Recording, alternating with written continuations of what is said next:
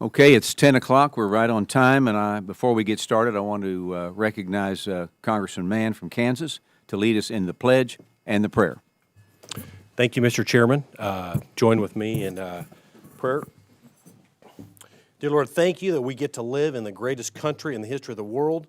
We pray for all the small business owners and all those that are thinking about starting a small business. Please bless their efforts. We pray that they would be led by you, as would everyone on this committee, and we commit this hearing to you and your will.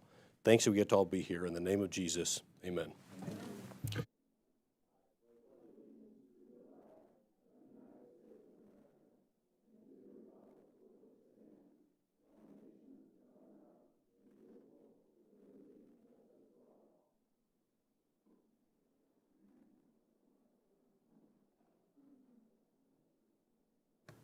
I'd also like to make mention, you will periodically see some of our members moving in and out. Now, we might have a moment, there's a lot of people, might have a moment, there's not so many people. Don't let it worry you, because we've got other hearings going on, and people have to be at those. So that's a normal process, so make you aware of that.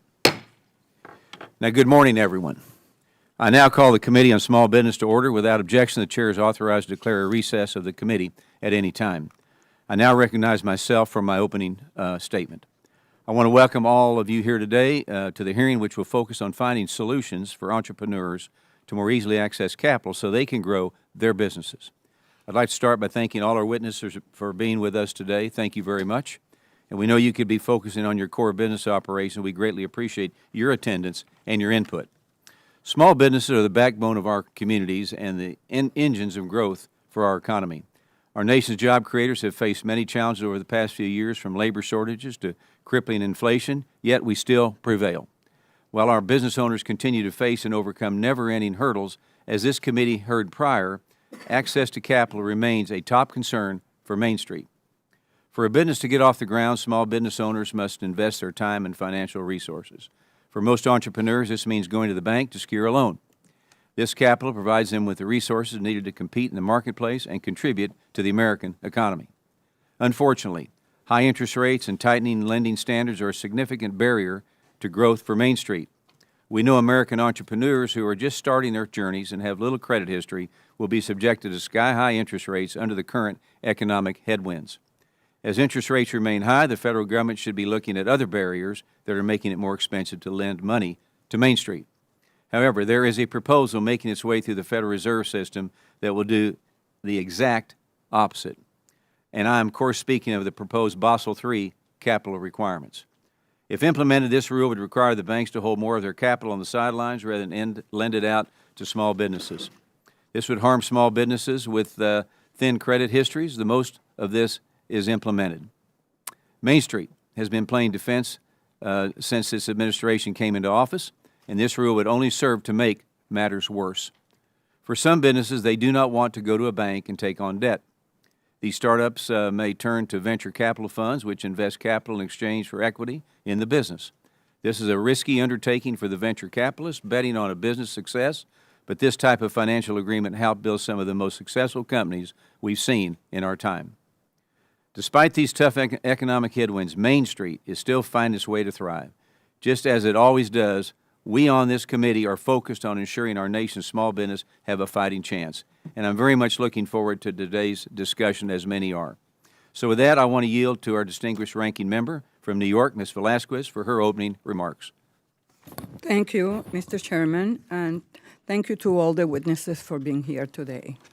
As both chair and ranking member of this committee, ensuring small businesses have access to credit and investment opportunities has always been one of my top priorities. Under the leadership of President Biden, small business growth has proved resilience.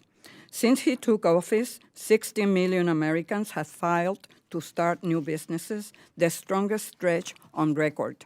But while economic progress continues to be made, we must do better. And that means ensuring all of America's small businesses have the capital they need to succeed. Unfortunately, data published by the Federal Reserve found that minority-owned businesses were just as likely to apply for credit in 2020, but Black, Asian, and Latino-owned small businesses were less likely than white-owned businesses to report receiving all of the credit that they sought. And when it comes to venture funding, the disparity is even more staggering. Black and Hispanic female entrepreneurs received less than 1% of all venture capital investments in 2020. SBA's capital access programs are critical to addressing these disparities. For example, the SBA's Community Advantage Program has been successful at bridging this market failure, facilitating more than $139 million in microfinancing to underserved small businesses last year. Democrats have developed numerous other policies and programs to facilitate financing to women and minority-owned small businesses, but this idea has been met with continued opposition from the majority. The majority recently passed Congressional Review Act legislation seeking to overturn the CSPB Section 1071 rule, which is specifically designed to ensure women and minority-owned small businesses receive access to financing on terms similar to those as white-owned firms. This legislation was immediately vetoed by President Biden. Attempts to ensure our banking system is resilient and well capitalized and capable of supporting businesses in both good economic times and bad are also being met with stiff opposition from the majority. The proposed joint rulemaking implementing the Basel III Endgame Agreement is fully consistent with the important aim of enhancing the ability of small businesses to access financing. Two key points about the proposal must be made from the outset. First, the proposed rule is just that, a proposal. It's not final. And on several occasions, Vice Chair Barr has reiterated his willingness to meet with interested parties and hear feedback. Just last week, at my invitation, Vice Chair Barr met with Democrats on this committee to discuss the proposal and answer our questions. And second, there are more than 4,500 banks in this country, and less than 40% of them will be affected by the rule. Community banks, I repeat, community banks, which do approximately 40% of the nation's small business lending, will not be impacted by the proposal.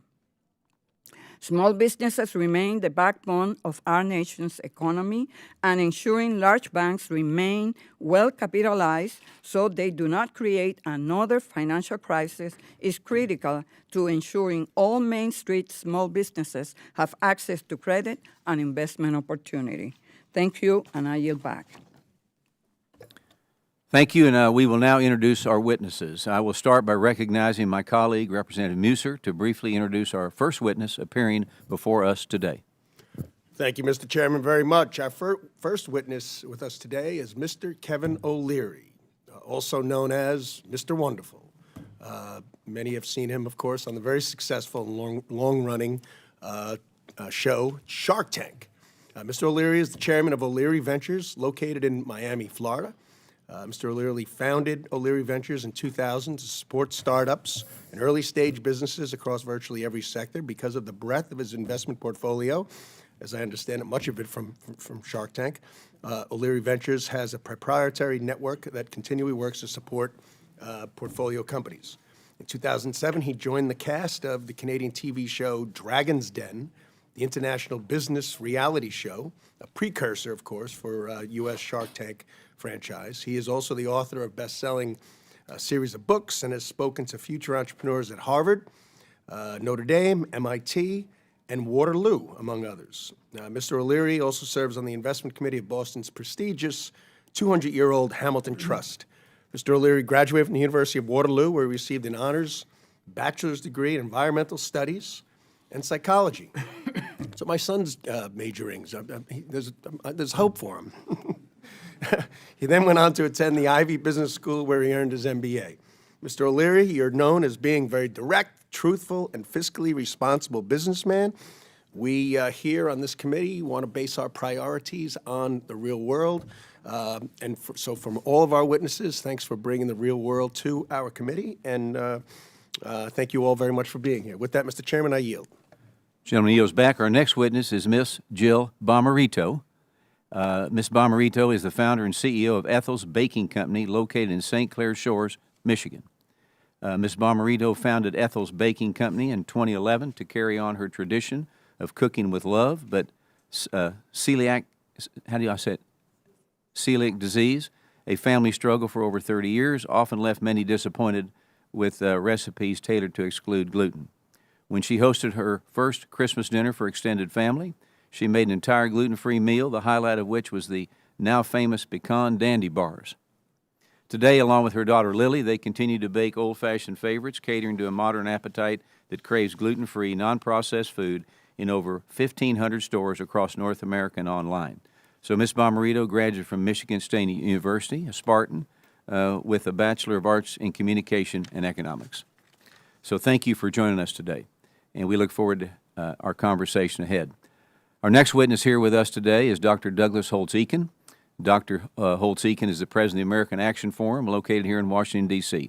Dr. Holtz-Eakin founded American Action Forum in 2009.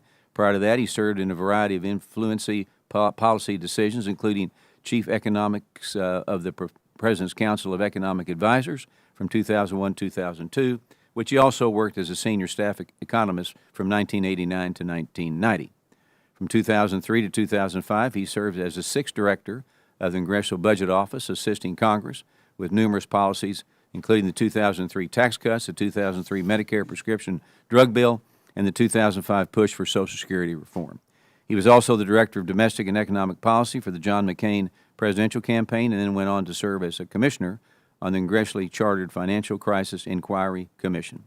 Dr. Holtz-Eakin received a Bachelor of Arts in Economics and Mathematics from Denison University, and then went on to receive his Ph.D. in Economics from Princeton University.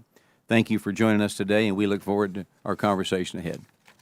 I now recognize the ranking member from New York, Ms. Velasquez, to briefly introduce our last witness appearing before us today. Thank you, Mr. Chairman. I would like to take a moment to recognize Mr. Everett Sands and thank him for joining us here this morning.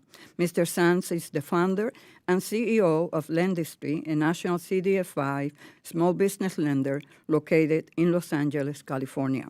Mr. Sands has more than 20 years of experience in banking, facilitating loans to underserved small business owners who need access to responsible capital. Mr. Sands has shared his experience and recommendations with Fortune, the National Urban League, the Wall Street Journal, and Bloomberg. He is a graduate of the University of Pennsylvania and is an advisory board member of the Penn Institute for Urban Research. Thank you, Mr. Sands. It's a pleasure to have you here this morning. Thank you, and again, we appreciate all of you being here today. So before recognizing the witnesses, I'd like to remind them that their oral testimony is restricted to 5 minutes in length. If you see the light turn red, you got a problem, okay? In front of you, it means your 5 minutes is concluded and you should wrap up your testimony. And every now and then, if you go over, I'll remind you a little bit, and so we'll keep this thing moving. So with that being said, I now recognize Mr. O'Leary for his 5-minute opening remarks.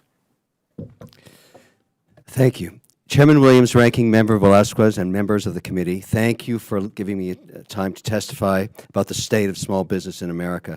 I am the chairman of O-Shares, an ETF indexing firm, and chairman of O'Leary Ventures Management, a private equity and venture investment firm. As an investor, I support entrepreneurs at every stage of their journeys. I have dozens of family-run businesses in our investment portfolios.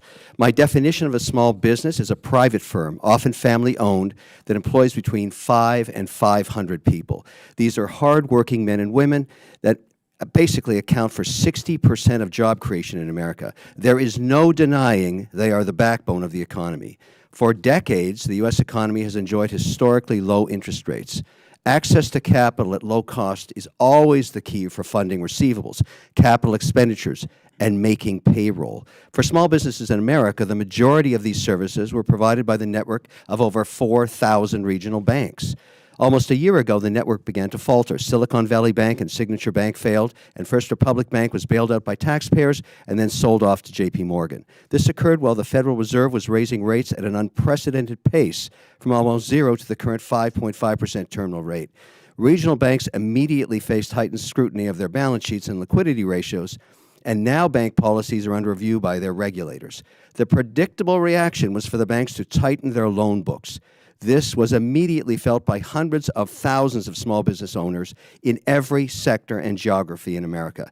Not only did their rates increase, but regional bank liquidity dried up too. In many cases now, they have to make use of the private shadow banking network at rates of 16 to 22%. At the same time, federal programs like the PPP had ended and the employee retention credit payments were suspended by the IRS in Q4 of 2023. To date, they have not resumed, and the whole ERC program is currently scheduled to end on April 15, 2025, or even sooner. Unfortunately, the majority of small business owners have no idea if they qualify for any of the programs inside of the Inflation Reduction Act, the CHIPS Act, and Science Act, obviously, and Infrastructure Act. Small businesses do not have the resources to retain lobbyists, legal, and financial advisors that interpret the acts and manage the application process. If small businesses in America are responsible for 60% of domestic jobs, why aren't these acts written to spend 60 cents of every dollar on them, especially when their traditional sources of funding and government support programs have ended or been suspended? Instead, it looks to the market like the IRA, CHIPS, and Infrastructure Acts were written specifically for the S&P 500 companies that have no trouble accessing capital, yet only create 40% of jobs in America, many of these in foreign subsidiaries. I would like to suggest some recommendations to the committee. Number one, create a payroll protection program to protect non-interest-bearing payroll accounts in regional and community banks during the inevitable consolidations of over 4,000 regionals down to a market-stable number. I first heard this idea from Senator Hagerty, and I think it would be helpful. Number two, work with the numerous agencies that are implementing both the IRA, CHIPS, and Infrastructure Acts to ensure small businesses receive their fair share of these programs. Form a bipartisan council that advocates for small business in America that is always at the table when new policy is being considered. This would ensure that new government programs and laws are actually supporting small businesses and job creation in America. Thank you very much. Thank you, and I now recognize Ms. Bommarito for her 5-minute opening remarks. Thank you. Chairman Williams, Vice Chairman Luke DeMeyer, Ranking Member Velasquez, committee members, and guests, good morning. My name is Jill Bommarito, and I'm the founder and CEO of Ethel's Baking Company located in Metro Detroit. We're a leading wholesale gluten-free bakery specializing in dessert bars and cookies sold in grocery and specialty stores in 49 states. I'm also an alumna of the Goldman Sachs 10,000 Small Business Program. It's an honor to be here today, and I appreciate your invitation and your attention to how a lack of access to capital is a barrier for small business growth. Ethel's Baking Company now has annual revenue of $5 million and 26 full-time employees. I started my business in 2011 in a church kitchen with a $10,000 loan from my mom. I quickly learned that accessing capital through traditional lending institutions was impossible without 2 years of profitability to show. That barrier led me to borrow from friends, family, as well as from our personal savings and 401k to grow the business. In fact, I wasn't able to secure my first business loan for over 5 years after I started the company. We continued to grow and needed additional working capital, but a second barrier arose. I learned that traditional lenders are also reluctant to lend to businesses that are growing quickly. Fast growth equals risk. For small business owners, this feels contrary to the American dream. Creating jobs, taking on the risks of starting something new is important, but we're not treated as important. In 2019, with distribution expanding, Ethel's had reached capacity. The only way to access the capital needed to expand was for me to sell equity in my company. This allowed me to build out our new 20,000 square foot facility, manufacturing space to meet demand, and also allowed me to have access to working capital and start that next level relationship with banking. We continue to grow customer base and receive purchase orders from large retailers like Costco, Target, Whole Foods, and more. This requires more capital. When small business owners like me can't access a loan, we're faced with three choices. We deplete personal and retirement savings. We have the option for utilizing high-interest loans and credit cards, non-traditional lenders, and predatory lenders that exploit small businesses, or sell equity to raise capital. My relationship with our lender is strong, but the fact is that businesses like mine, growing quickly and in the food sector, are deemed risky. This has led me to sell additional equity. Here's the truth. My ability to access capital for my business is my top concern every single day. That's true for every small business. It's troubling that the Federal Reserve is considering a rule, the Basel III Endgame, that would further restrict access to capital for small businesses. If enacted, this rule would not only cut off many small businesses from accessing the capital that they need to grow, but it will push small business owners to predatory lenders because they'll have no other choice. I come from a family of entrepreneurs and have seen firsthand the consequences of predatory lending. It's simply unconscionable.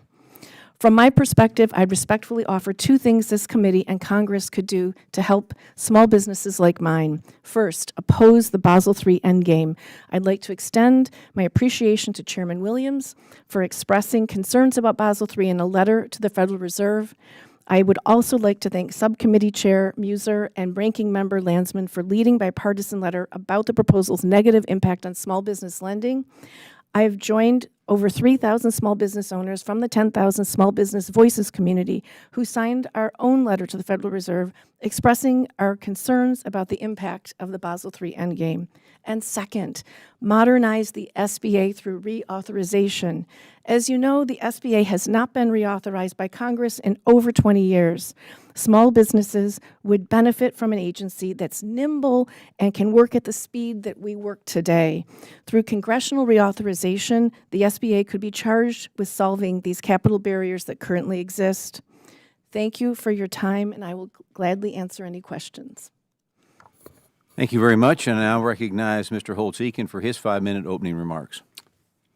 Chairman Williams, Ranking Member Velasquez, members of the committee, thank you for the privilege of being here today to discuss access to capital and headwinds to growth in the small business community. I want to make 3 brief points, and then I look forward to answering your questions. At the moment, there are really 2 near-term threats to access to capital. The first, which has been mentioned already, is the economic environment in which small businesses are operating, an environment characterized by tight credit conditions, high interest rates, and the prospect of slow economic growth over the near term. This is runs the risk of both a recession and limited access to capital because of the high interest rates. The thing I would note about the economic conditions that I think is most troubling is that there's a very unbalanced growth pattern going on in the U.S. economy. We've seen some high top-line economic growth numbers, but they're driven entirely by households. Business investment in the third quarter was dead flat. Looks to be repeated in the fourth quarter. That's the issue of small businesses not investing, not having access to capital.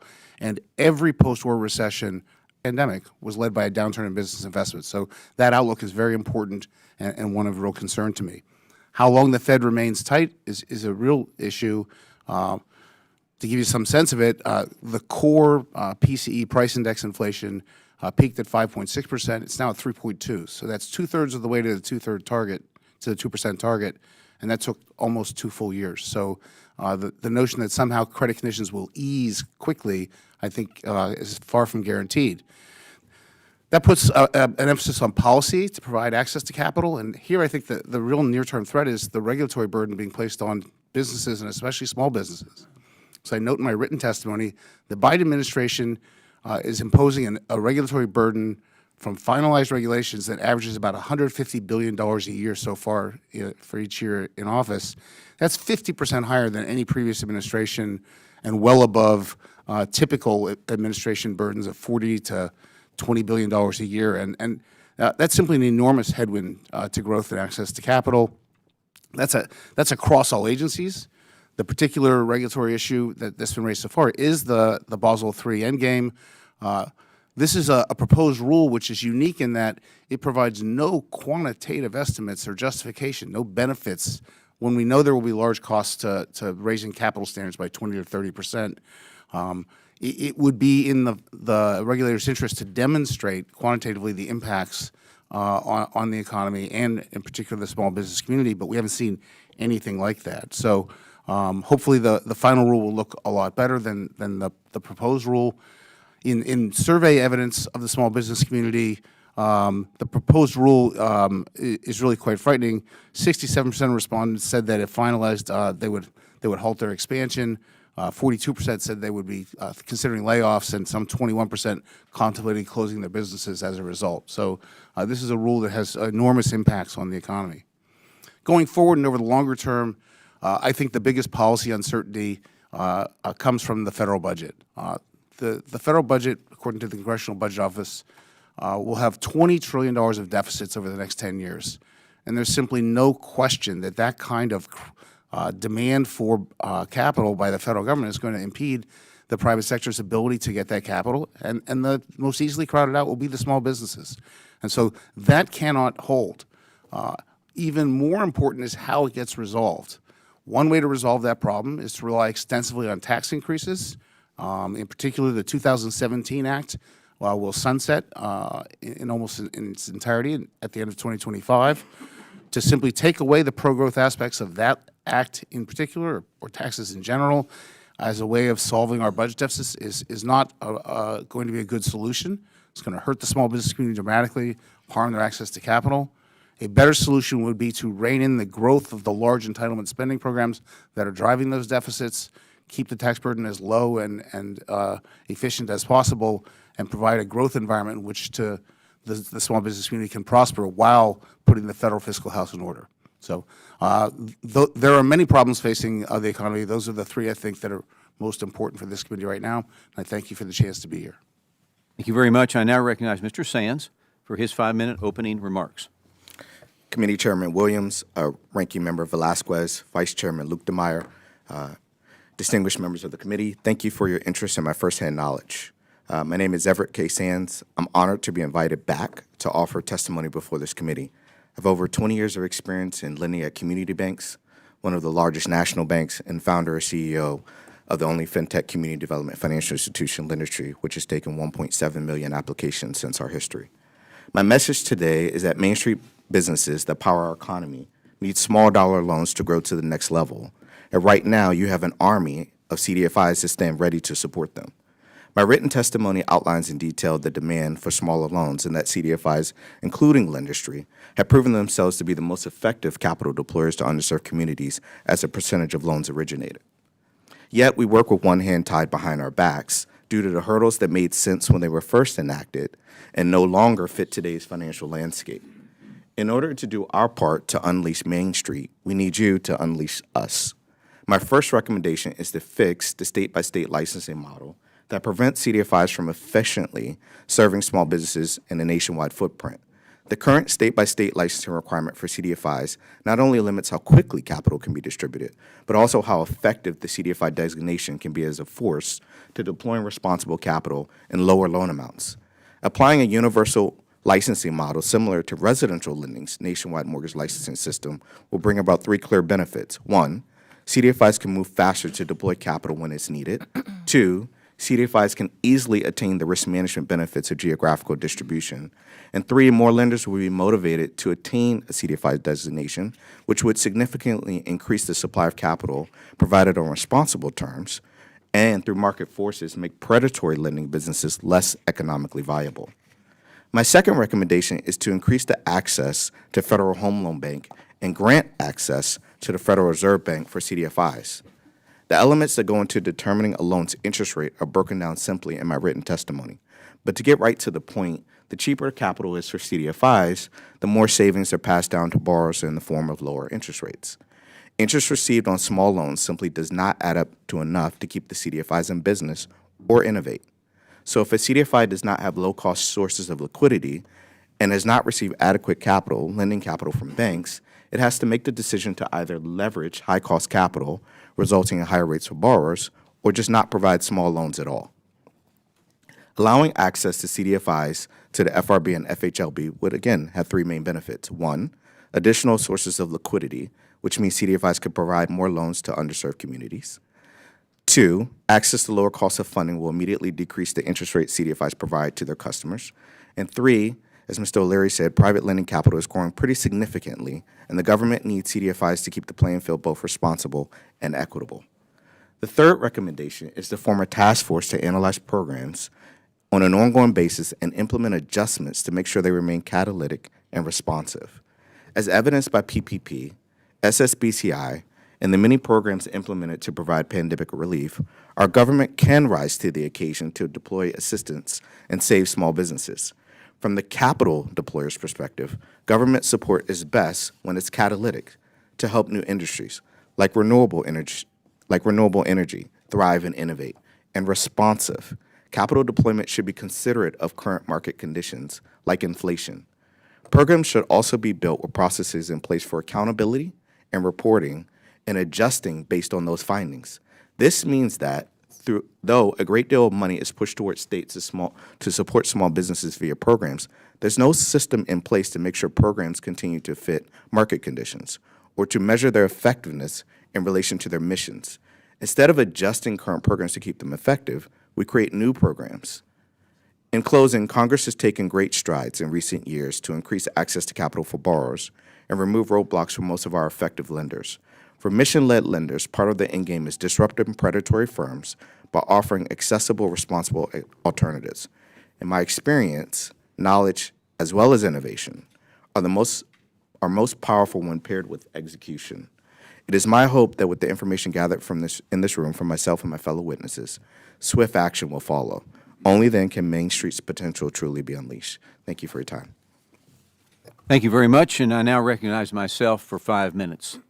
Ms. Bommarito, it is inspiring to hear the story of how you grew your business from kitchen in a church to currently shipping your products to 49 states across the country. I want to congratulate you on this incredible accomplishment and hope you are proud of what you have built. Thank you. You mentioned in your testimony that you were not able to get your first business loan until 2016 when you used a building you purchased the prior year as collateral. Since this time, your capital needs have changed, as you've indicated, since your business has grown.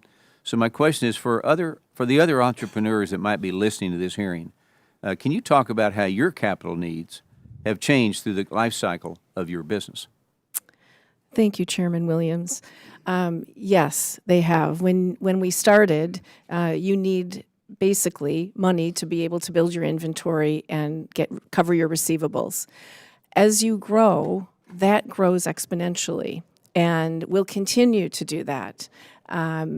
With that, you are also seen as a higher risk as you're growing. Anything over 10% is considered risky from what I've been told from banks. And small businesses often do grow more than 10% a year. It's the large organizations that are happy with a 2% or a 5% increase in profits, so in growth. And it changes over time. It will continue to change. We need to have the access at the local level from our community banks in order to grow our businesses. Now, many young people were first exposed to entrepreneurship through a TV show called Shark Tank. It is hard to watch that show and not think about using your own background and strengths to create a product that solves a unique problem in the marketplace. However, having an idea might be the easiest part of someone's entrepreneurship journey. There's a lot of work to turn on an idea into a business plan and then to successfully execute it. I believe Congress could help many of these small businesses by simply making it easier to access federal dollars. And the government is one of the largest customers in the world, and we should allow small businesses to understand and compete for the funds without the need for an entire legal department. So, Mr. O'Leary, you have a lot of experience advising small businesses. So when you see Congress pass some of these bills, how do you advise small businesses if they want to compete for the incentives, and how do you believe they have a fair shot? I think many of these bills were authored without, in my view, without any consideration of small business. They obviously, in my view, were built for companies that came here to Washington, could afford lobbyists, talked about sectoral needs like infrastructure spending or CHIPS Act for giant behemoth companies that make these semiconductors. And, obviously, when these were crafted, there was nobody at the table for small business. I read these acts. I look for where small business is considered. I don't see a single line. I'm sorry. That's just the way it is. And my job is to be an advocate for these men and women, of which there are millions in America. Every small business is going to be a big business if it's successful one day. Every behemoth started small. But today we've tilted our support. When we write these acts, why isn't 60 cents on the dollar given to small business? Because those are the next generation of companies that will create the jobs and keep a competitive economy, a global competitive economy. And, you know, my job here in Washington, I'm spending a lot more time, is going up and down the halls, banging a gong, saying, what about my guys? I don't get this. Where's our piece of this? There's none. And so I think that's bad policy. I think there's every reason to ask why we're not being considered.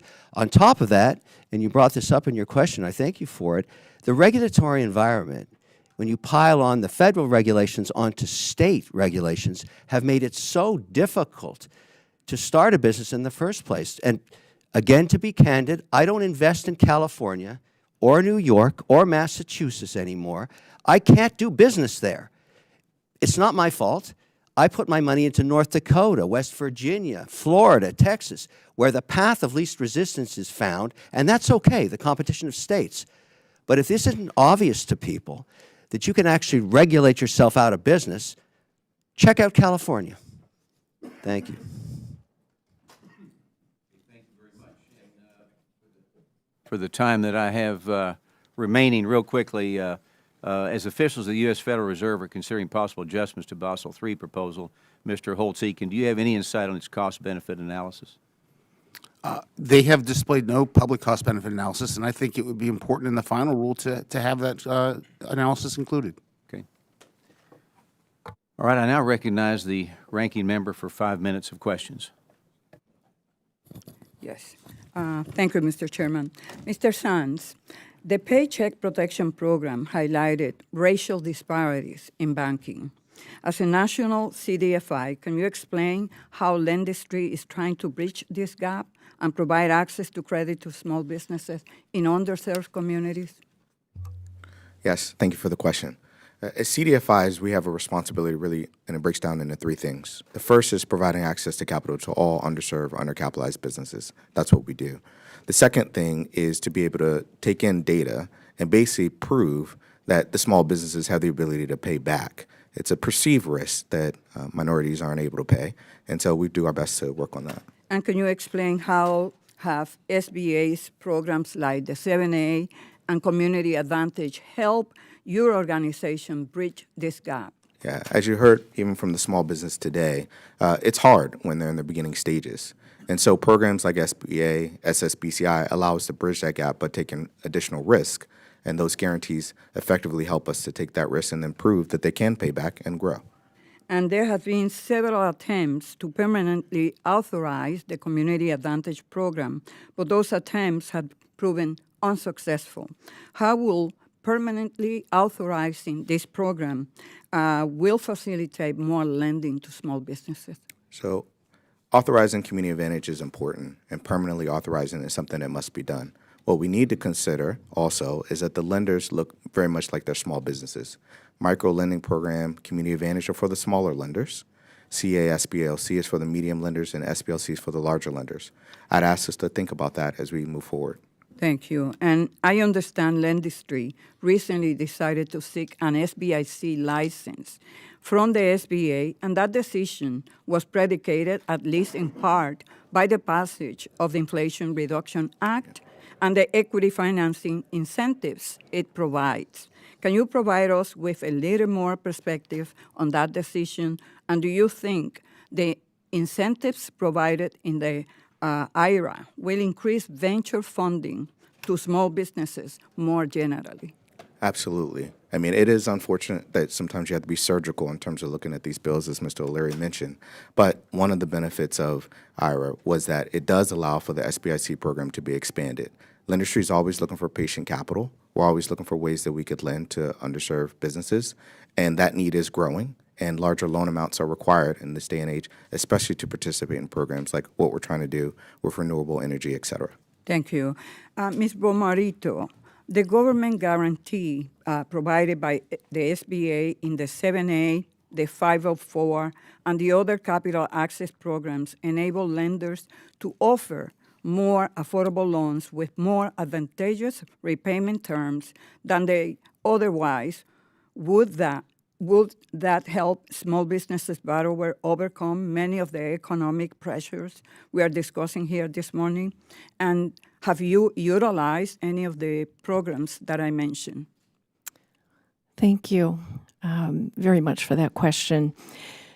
And yes, I have utilized, my first loan was an SBA loan, but if I can be very frank, I started conversations when I started the company over 12 years ago.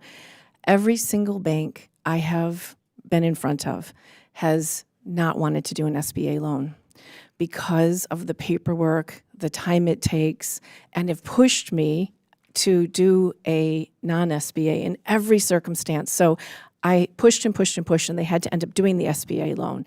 And I'm so thankful that we were able to do that. But I do believe that... So my question is if you have ever utilized, and some of the programs will provide better terms.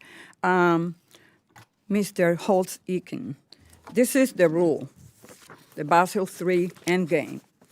You just stated here that the rules is more than 300 pages, and more than 50 and plus pages have an economic analysis, the Fed's analysis.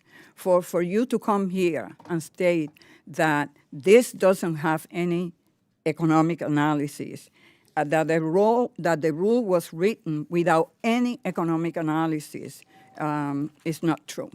So I will invite you, if you haven't read it, to read it, and then we can discuss whether or not you might find that is insufficient, but to state that it hasn't done an economic analysis is not correct. And then the banks, the Basel III impact over banks over 100, I still have, I am over. So most of the changes associated on the rule are related to market and trading, not credit risk. I yield back, Mr. Chairman. Thank you. I now recognize Representative Lukemeyer from the great state of Missouri for 5 minutes. Thank you, Mr. Chairman. Got a great panel today. Congratulations on putting this together. Mr. Holtz-Eakin, let me start with you. In testimony before the Banking Committee, which I sat on, and Ms. Velasquez does as well, Vice Chairman Barr, whose proposal is basically this Basel proposal, has responded to the question from me personally, have you had an economic analysis of this, said no. So I think your answer is correct. I don't know where she's getting her information from, but even the Fed Vice Chair of Regulations who proposed the rule said there is no economic analysis, which is horrible from the standpoint of proposing rules and understanding the effect on this economy. Reminds me of the old debate about Cecil. Not that you want to go there. But anyway, Mr. Holtz-Eakin, this Basel proposal, in my mind, is a disaster from the standpoint. We've just come through the COVID situation, and our banks performed admirably. Had a little hiccup this last spring, but that was their own fault, not because of the economy. So I would just like your opinion on this rule as a former banker and a former regulator. When they say that this is only going to affect the top group of banks, these things roll downhill. Even your community banks, at some point, the regulators are going to sort of wink and nod and say, "This is a really good idea. You need to be implementing this." What's your thought process on this rule and its effects on capital access by the small business? So, the financial markets are by definition interconnected. And so to impose these capital requirements, suppose you say like the operations risk. My discontent with the proposed rule is there's no quantification of how large is operations risk. There's no quantification of the benefits to holding particular amounts of capital against operations risks. It's just hold this and we'll assign it to operations risk. I think they could do a better job in defending the proposal. Costs are costs. That's not going to be confined to operations. They're going to have to raise the revenue to cover those costs. That means all credit will get more expensive. This is going to get embedded across those banks' pricing structures. And the smaller banks often rely on larger banks for funding needs of various maturities, and it'll spill over to the smaller banks. You cannot isolate it in just the largest banks.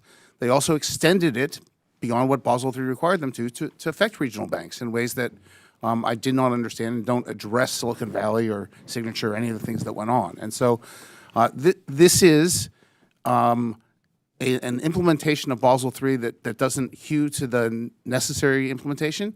It has a lot of new undocumented capital requirements that are costly, but without demonstrated benefits, and it will affect the entire financial sector. Thank you for that. And I appreciate your comment with regards to about $150 billion worth of new rules and regulations of cost compliance each year. That's a huge driver of inflation when you add that as a cost that has to be embedded into the price of the products and services, especially a small business. Mr. O'Leary, thank you for being here. Great to see you again. This morning I saw an article that said there's about $8.8 trillion in CDs and money market funds that's available and probably going to shift to the equities market as a result of interest rates coming down. That is both wonderful and not so hot at the same time. It's a two-edged sword. It's a bad deal from the standpoint that those dollars, a lot of those dollars are there for the banks to be able to loan money to small businesses. If those flow out, that means they have fewer dollars to invest. But it's also a good deal from the standpoint there may be some more venture capital dollars available for small business. Would you give me your opinion on that, please? First of all, the assumption that interest rates are going down, I'm not so sure. As we all know, the Fed mandate is 2% inflation, not 2.5, not 3, not 3.2. I assume they'll stay the course at 5.5 terminal rate until they actually see 2% in sight, which is nowhere near in sight for a whole bunch of infrastructure reasons, in addition to a lot of new capital coming, fresh capital, I call it helicopter money from infrastructure, chips and science, and from IRA. That's inflationary. I know we called it the Inflation Reduction Act. Anytime you print money, it's inflationary, period. There's no other way to interpret it. And so I think that's the pressure. It's sucking and blowing at the same time, a bit of a problem. But it's been 2 generations of people that have never seen money in a bank or in a short-term CD or a short-term treasury make over 5%. And now they've seen it for the first time. The market gives you 7 to 9% over a long period of time. And so some portion of that money is going to stay exactly where it is because the typical portfolio pre-pandemic was kind of 60% equity, 40% fixed income, of which now Treasury is very attractive. So I would agree with you. There's going to be some pressure in terms of keeping that capital in a form that banks can lend it out. But I have to speak to this Basel III issue from a different perspective. It's bad policy, and here's why. Today, our banks, the money center banks, compete with New York, Zurich, and Abu Dhabi. Gentleman's Those are the time is other. up. Sorry. Thank you. My time is up. I now recognize Representative Pappas from the great state of New Hampshire for 5 minutes. Thank you very much, Mr. Chairman. I thank our panel for their comments here today as we think about some of the barriers our small business sector faces in accessing capital and some of the threats on the horizon, too.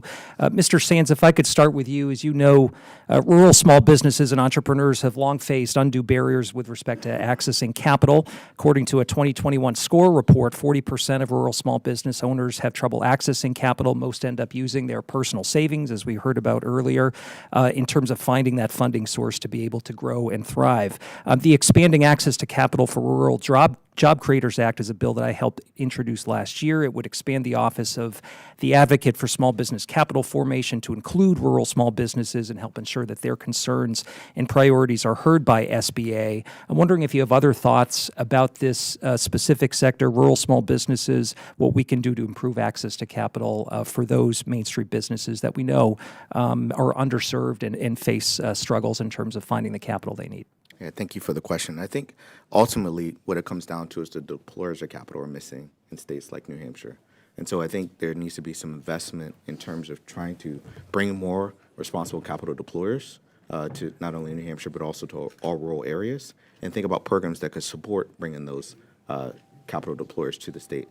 Likewise, I also mentioned about the state-by-state licensing. If you take someone like us in Lendistry, who are in California, we're trying to go into New Hampshire, there are actually barriers for us being able to lend in your state. Thanks for that. I'm wondering if you wanted to add anything to the discussion around Basel III. We know that this would impact banks with over $100 billion in assets specifically, but this is a very significant and complex regulatory proposal. There are a lot of concerns. I hear them from my Main Street business sector, my lending community, that could have potential downstream impacts in terms of access to capital. So we know that banks and CDFIs like you do more than 40% of the small business lending. What would you expect the impact would be in terms of your organization's lending capacity if this program is implemented, and do you share some of the concerns that have been voiced today? Yeah, I think we all want prudent banking, and we all want banks to have the right amount of equity in order to function. Likewise, we don't want at risk any of our deposits. That being said, we should recognize that we are in an inflationary environment. We should recognize that the rule is a proposal, but it is not ready for the current environment that we're in today. So my actual recommendation would be to postpone Basel III as it stands today, because as others have indicated, it will start at the top banks. It will then trickle down into community banks. It will then trickle down into community development financial institutions, and afterwards it then obviously go to small businesses. Well, I appreciate those comments. Ms. Bommarito, if I could turn to you, and thanks very much for talking a little bit about your business history. And we know that in addition to capital, the most precious resource you have is your time. So being here and giving voice to these concerns is really very much appreciated, and something we hear from folks in our own districts. You mentioned SBA reauthorization, the need to take a look at this. Can you be more specific in terms of some of the things that this committee should consider as we look at either a wholesale reauthorization or pieces of SBA that need to be modernized to meet the needs of businesses like yours? Absolutely, and thank you for this question. As a small business, and when I started, you don't feel you matter, and we can't singly. We need a centralized organization, the SBA, that represents us so we can have that voice together.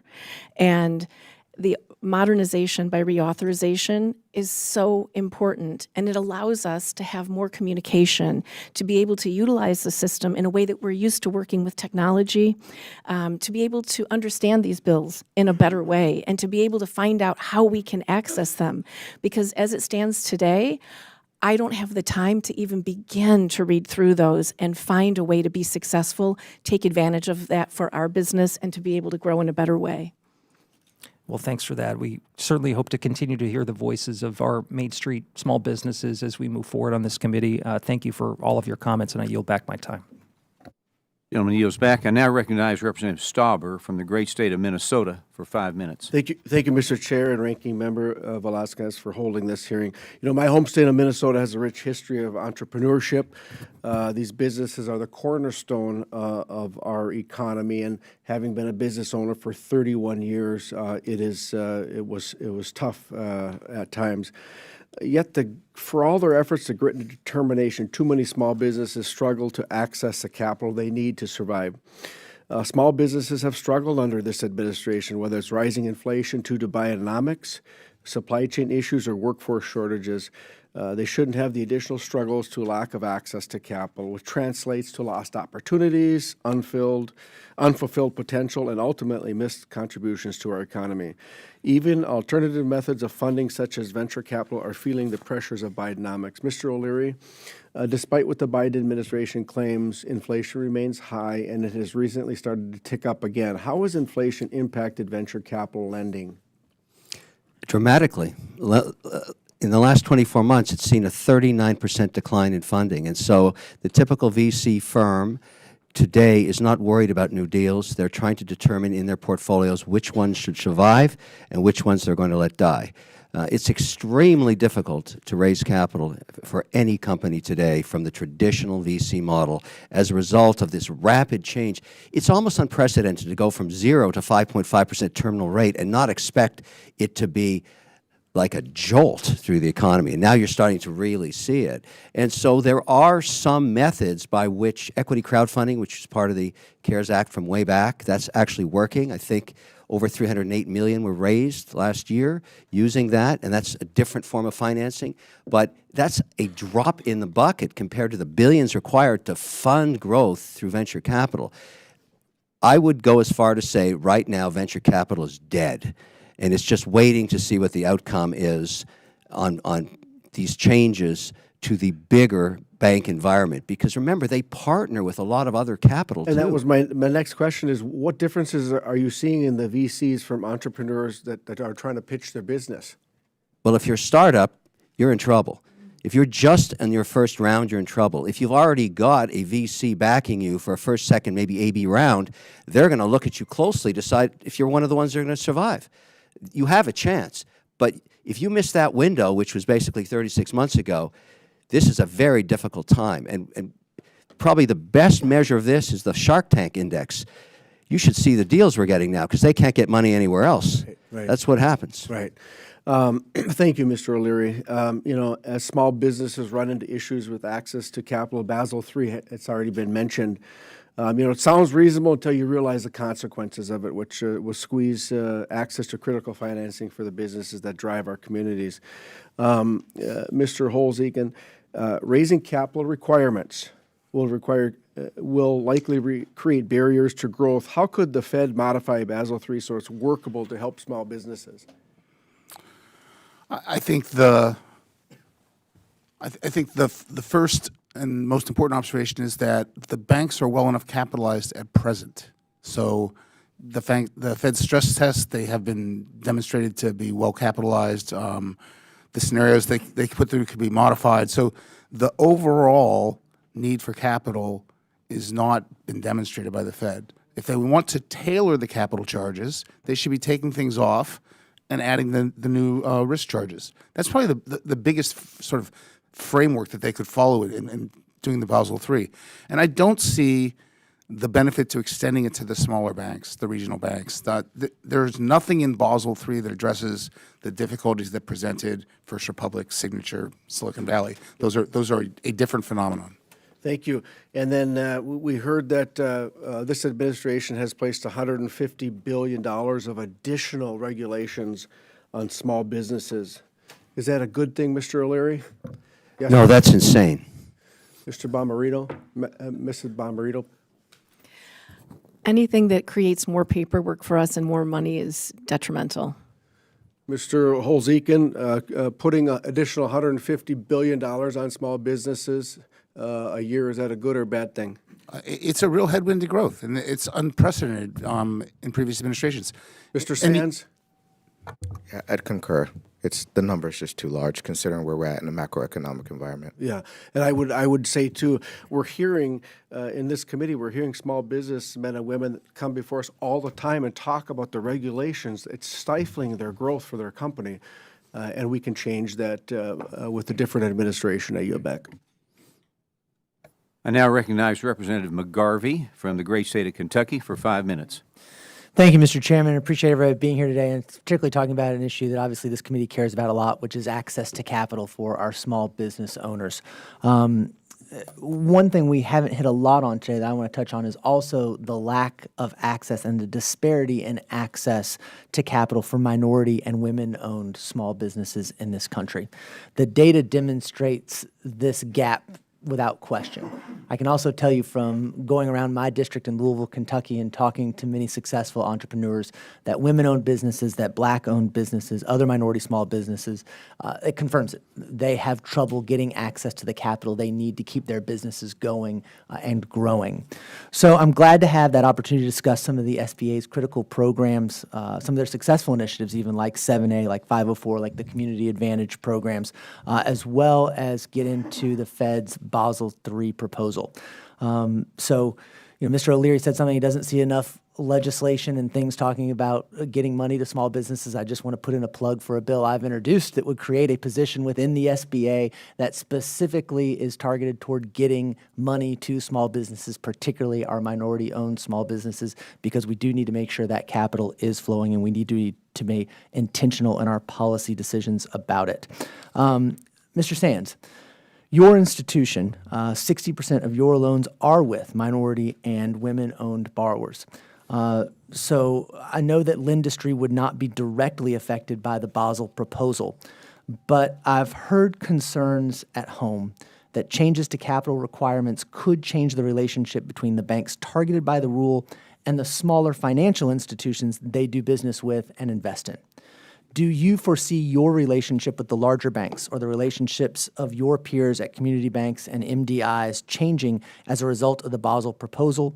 And are you concerned that large banks will reorient away from institutions like yours and partner with CDFIs less often? Yeah, I mean, one of the reasons why I mentioned that maybe we should postpone it is because I do think that there should be a step back in saying how could we leverage rules like CRA reform and other rules so that we can make sure that the CDFIs and small businesses are not necessarily affected. But there is always the potential that the larger institutions will stop lending to us. And as a result of, obviously, the financial ratios they'll have to succumb to, most of them are extremely prudent. And so therefore, whatever the rule passes, they're going to try to be even more efficient in terms of that. And I guess part of what the Basel proposal is assigning a higher risk weight to the small or medium businesses that are not publicly traded than they would to a publicly traded one. What do you think? Do you think that the small businesses are more risky than the larger, more publicly traded ones when you're talking about providing capital from a lending institution? No, I think that the answer is that as long as we leverage data and we look at the information that's within those loans, there's a perceived risk out there. But leveraging that data, using the credit enhancements of SBA, SSBCI, et cetera, we've been able to prove that that risk is not actually a reality. So you don't think this would put an unnecessary burden on private businesses trying to access capital? I think there's always the potential that it does, depending on how the banks react. They're going to swing the pendulum completely to the right, and they're going to be over-conservative. I don't necessarily think that there's $150 billion in terms of additional regulation. I think what we're using extremes here. I think banks have an opportunity to be more efficient. I think that they have an opportunity to raise equity appropriately, and they have an opportunity to make sure that they protect all of our depositors, which is the U.S. citizen. And last question, I'll go to Mr. Holtz-Eakin. You've argued that increased capital requirements will result in either, one, the banks making fewer loans to smaller businesses, or two, that the loans they do make become more expensive. Obviously something we're concerned about as a small business committee. Last spring in this committee, we heard from a professor at NYU, Catherine Judge, that higher capital requirements actually lead to more lending. When a bank has more capital, it lends more.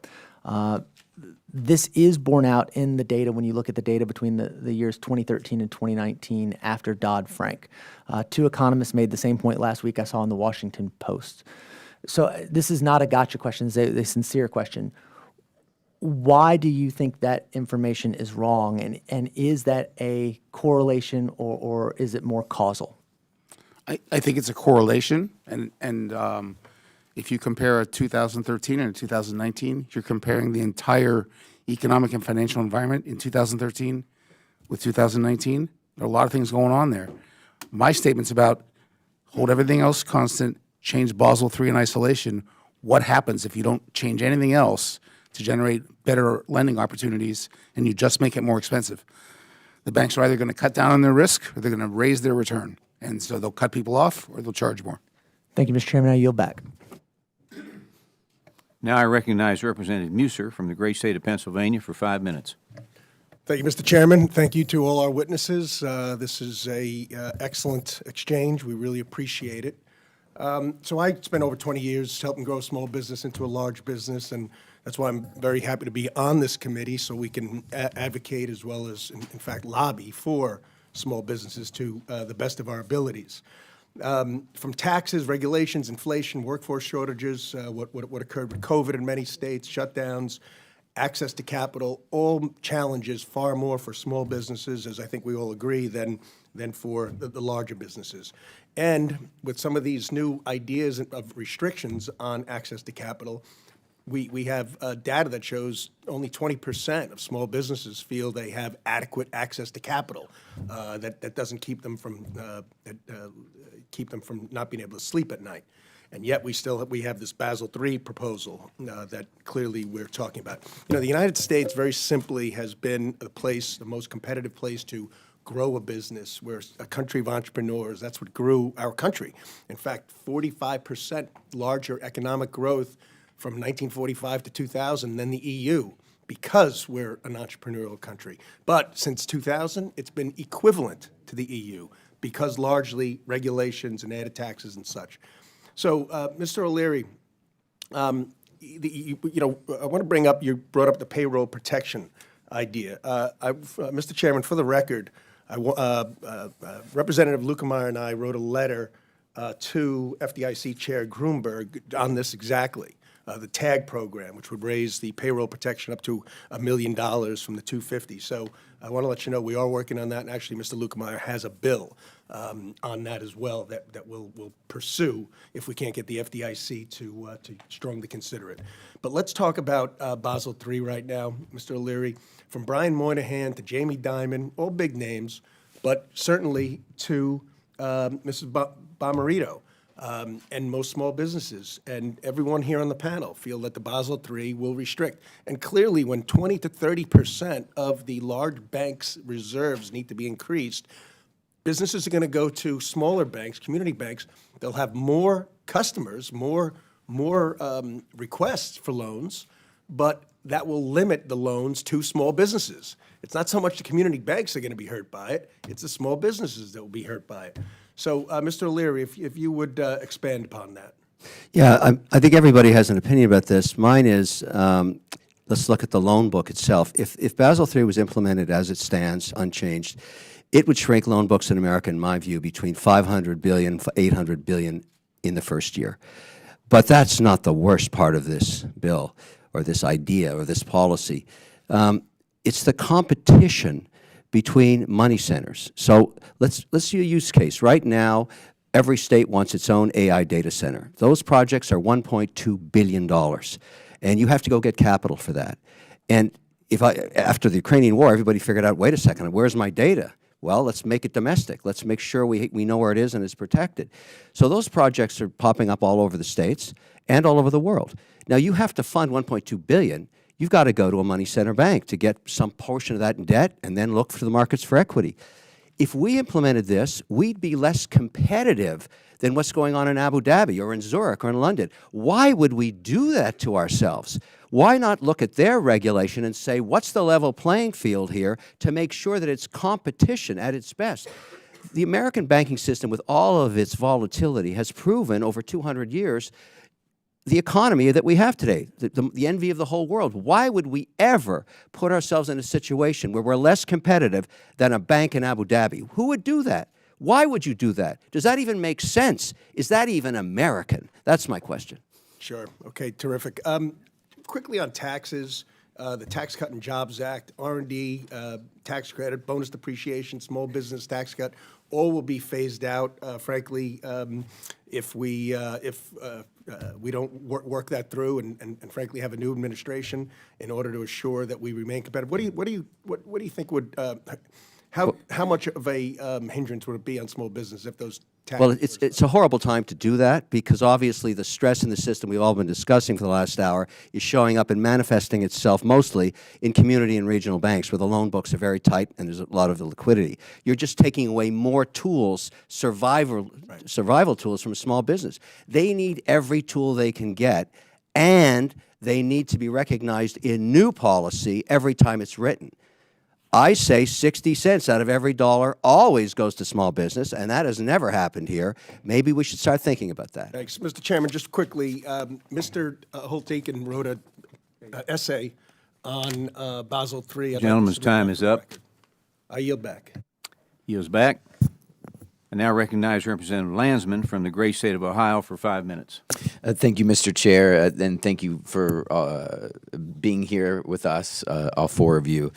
I want to start with Mr. O'Leary and Mr. Sands. You both talked, Mr. O'Leary, you talked about a small business council, and I'm hoping that you might say a few words about it. What I took from your comments was we are investing all of these dollars across multiple initiatives, and having a small business council, some infrastructure with leadership, mostly from the small business world, I suspect, and lending partners, would be there to ensure that the policies, the investments are flowing to small businesses as well as larger businesses and minority owned, businesses too. Can you just say a word or two about that?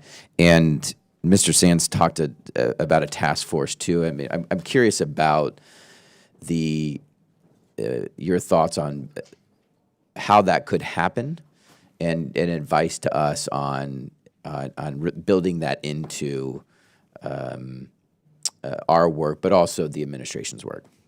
Well, first, the work at hand on the existing acts is to find ways to interpret them so some of that capital can flow to small business. Now, they don't have any representation up here, in my view, and they don't have the millions that you require each year to hire advisors and lobbyists.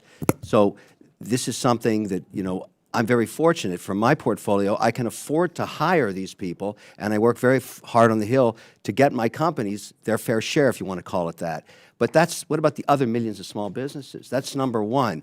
And I'm very fortunate this afternoon I'll be meeting with the Secretary of Commerce to go specifically over the CHIPS and Science Act. I've got a bunch of analysts behind me here coming with me. Show us where the $7 to $9 billion you claim is available in that act for small business.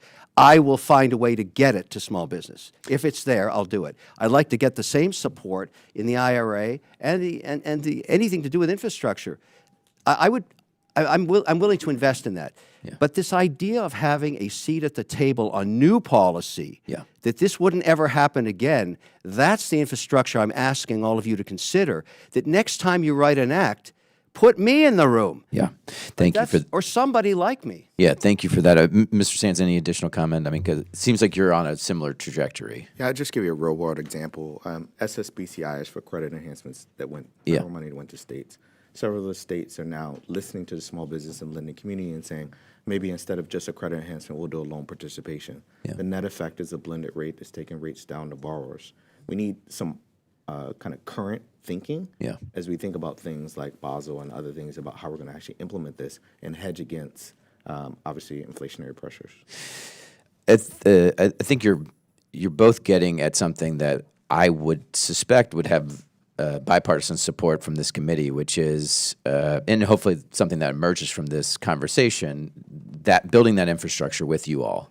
I can't imagine that there's going to be much disagreement up here, and so hopefully we can come together and work on this with all of you and others. The same, I think, is true for the federal licensing suggestion, that there's got to be more, because that does cut through some of the state regulatory issues and creates a universal process. So I would love to work on that with my colleagues. Ms. Bommarito, you have participated, as you mentioned, in the 10,000 small businesses work. We have a program in Cincinnati, at Cincinnati State. I've participated. The folks who graduate have been, really successful, and I've gotten to spend a lot of time with them. Advice, as I'm particularly interested in this sort of infrastructure, building out this infrastructure where small businesses are at the table. Based on your experience, what would you want to see? Thank you for that question.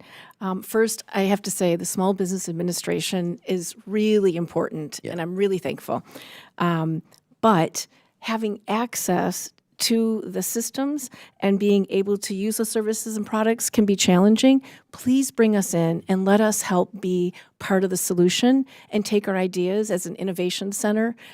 We will help, and we can help everyone make it a better and more prosperous environment for us as small businesses, truly. Thank you, and I yield back. Gentleman yields back. I now recognize Representative Mann from the great state of Kansas for 5 minutes. Thank you, Mr. Chairman, and thank you all for being here today. I represent the big 1st District of Kansas, which is 60 primarily rural counties in the western and central parts of Kansas.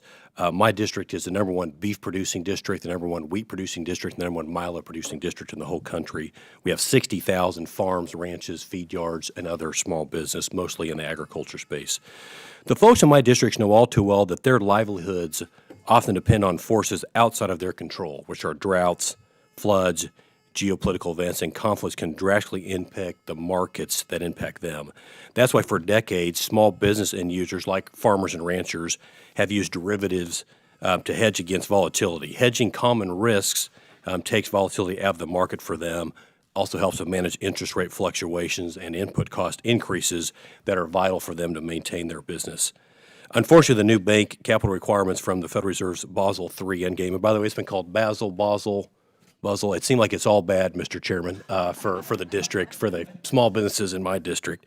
But the endgame proposal threatens access to critical risk management tools for the ag industry and the small businesses in my district. These sweeping proposals will make it costly for banks to centrally clear derivatives, leaving commodity producers with higher prices and less ability to hedge these risks.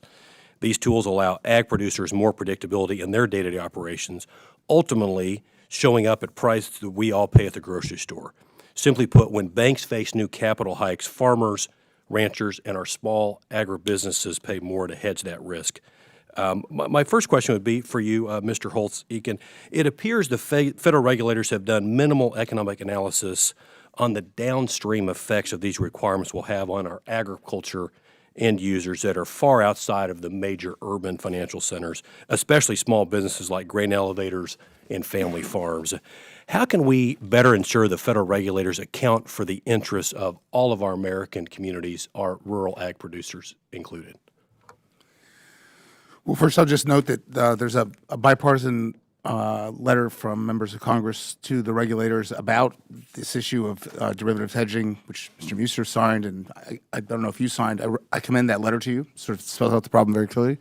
Second thing I'd say is I'm not a lawyer, so my understanding of the Regulatory Flexibility Act is that it was passed by Congress to make sure that all the regulators were cognizant of the direct and indirect costs they placed on small businesses. And it seems that with great regularity, nobody pays attention to the direct and indirect costs that people place on small businesses. That's happened in both administrations of both parties for a long time. I would suggest you take a close look at the Regulatory Flexibility Act and see where it can be tightened up to make sure that that analysis actually gets done and that failure to do it makes the rule non-viable. And that doesn't seem to be the case right now. Yeah, I agree. And Mr. Chairman, I appreciate you often highlight on this committee, our small businesses are also our farmers and ranchers who feed all of us, but are often left out of the discussions and I believe are left out of the regulators when they think about these rules and how they'll be impacted. Second question would be for you, Mr. O'Leary. What are the biggest things you think the federal government ought to do to support our businesses and our rural, smaller communities across this country? It's to focus on the liquidity right now at regional community banks, where particularly around payroll, that Wednesday night is crucial. So if you think about what they draw down on from the banks and have for 100 years plus, is they need capital for plant and equipment. That's longer term loans. They need to factor their receivables. If you're selling widgets to a big box retailer and they're paying you 90 days, you need that cash in 30. And obviously payroll. And so immediately, I think the 4,000 plus banks will probably consolidate down to 3,000 or something in the next 5 years. During that consolidation period, there's going to be a lot of instability in the bank that is being merged or acquired or whatever. Right now, the way the rules are, it's cheaper to let a bank fail right now because the government bails out the bank, then you go buy the assets. That's kind of nuts. That should be fixed. Let the market be the market. But there's going to be a consolidation. And I think supporting payroll during that period would be number one. And just this regulation right now being contemplated, they're in gridlock. They don't know what the liquidity requirements are going to be, so they don't loan anything. I mean, it's pretty bad. So I'm glad you're having these hearings. That's the right question. But this has got to be scrutinized at the regional level now. The big guys are having no problems at all. That's right. Plus, you're about to give them another $2 trillion because there's none of it for small guys. I break that up one more time with feeling. Thank you. Yeah, thank you. With that, I yield back the balance of my time, which I don't have any more of. So thank you, Mr. Chairman. Appreciate it. Gentleman yields back. I now recognize Representative Chu from the great state of California for 5 minutes. Mr. Sands, thank you for being here and for highlighting in your testimony the persistent gaps in access to capital faced by underserved small businesses. Since 2011, the Community Advantage program has been very successful in closing the gap in terms of being able to lend to underserved communities, and has been far more successful than the SBA's traditional 7A loan program in that regard, and has been successful in making loans. Just last year made 791 loans valued at $140 million. And that's why I've worked for years to make the program permanent. I urge my Republican colleagues on this committee to join me as I work to introduce legislation to make this proven program permanent once and for all. I understand that Lendistry has participated in the Community Advantage program in the past. Can you talk about your experience as a Community Advantage lender and how participating in the program allowed Lendistry to better reach underserved small businesses? If Congress makes the program permanent, what impact would that have on mission lenders' ability to continue meeting underserved businesses' needs and closing the gap in capital access? Thank you for the question. So we leveraged Community Advantage, one, to be, as you mentioned, to be able to lend to underserved communities. It allowed us to have a program, quite frankly, that offered us a couple things. One, the ability to scale as we build our own internal infrastructure. Two, it gave us the ability to have strong risk management and leveraging government programs to get there. And then three, there was liquidity that could be created in the SBA secondary market. Community Advantage should be permanent. I would also encourage us to make sure that we don't try to trade operational efficiency for permanency. Okay. Well, I'd like to ask about the necessity for CFPB's Section 1071 rule, which requires financial institutions to collect demographic information on those applying for small business loans. There are significant gaps in access to capital. The gaps were made particularly clear during the Paycheck Protection Program. For example, in 2021, there was a shocking LA Times report showing that minority communities in the LA area received far fewer PPP loans than white majority communities, despite Congress's clear intent that PPP should prioritize the underserved. Compounding that issue is the lack of data in the program. 3/4 of the PPP loans issued in 2020 included no demographic information because the initial PPP application did not ask for that. And in fact, because of that lack of data, the LA Times had to cross-reference census tract data to reach their conclusions. I believe that what happened here is why we need the demographic data transparency in small business lending that CFPB's Section 1071 rule provides. So, Mr. Sands, can you speak to the lessons of the PPP and why data transparency, like the kind required in Section 1071, is needed to both understand small business lending and the disparities? Sure. So first of all, we use data primarily for three things. One, it's to market and to understand how we should market and where we should market to help underserved communities. Two, is to decide what's the appropriate risk management that we should be taking. Even though it might, SBA loan might offer up to 75%, that may or may not be the appropriate amount. And then the third thing is we use it obviously as a tool in terms of being able to, again, disrupt the perceived risk in terms of lending to small businesses. PPP was very interesting in the fact that it showed that banks actually can provide the data. It does need to be in a structured environment, and we were able to actually release data on a weekly basis coming out of SBA's office in terms of who the lending went to. The other thing I'll mention to this body is there's something called the Corporate Transparency Act, in which we're trying to make sure that we understand who the small businesses are so that we do not have issues like, obviously, financing of terrorism. If you were to take what happened in PPP and you take the Corporate Transparency Act, those two things could be combined to actually execute on 1071, which does need to be enacted. And I want to ask you a particularly important question about the effort needed to comply with Rule 1071. We've heard from some of the rule's opponents that financial institutions don't have the resources to comply with the rule. But I understand you're a CDFI with a small compliance staff and that you were able to collect this data. And can you tell us about your experience with it? Yeah, so first of all, as a former banker, whenever you open a bank account, they collect the data already. So the data is already there. Second, I will say it's, as an institution that did 200,000 plus PPP loans, it is not as hard as it might seem. Now, there has to be a focus on actually delivering the results and making the data available, but it is possible. Thank you. Thank you. I now recognize Representative Elsie from the great state of Texas for 5 minutes. Thank you, Mr. Chairman. Thank you all for being here. This is a fascinating hearing, and Chairman, thank you for doing this. As you all well know, he's a car dealer and a very good one from the Dallas-Fort Worth area. He knows about business, so it's extremely important that we're holding these hearings. I think that the name Basel III Endgame is exactly the right description of this, although their marketing might want to go back and take a look at that. There is no regulation that this administration won't find overseas that harms American businesses and adopt it. That's the bottom line. Much like Tracy, I'm from a very rural district, and I come from a community banking family. The big guys can do anything they want and get bailed out. And then the hammer of the government comes in and treats everybody like they're the same size nail. And they hammer same regulations into First Bank Southwest of Amarillo, Community National Bank of Waxahachie as if they are the big boys. When they do these regulations, they harm people like Ms. Bommarito with her family business. And then it sends them to somebody like Mr. O'Leary, who's made a great business, and I'm so glad you're here to speak the truth the way you do. It's very enlightening, Mr. O'Leary.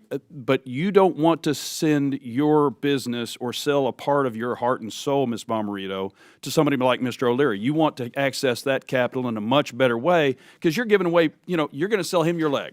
You no longer have access to that leg with your business. And he might let it die. He said it. He said it. They have to decide if they're going to let you die or not. If you have access to capital in a much better way, you don't have to worry about that because that's your business. Now, there is a market for that, and I'm not trying to disparage the VC community.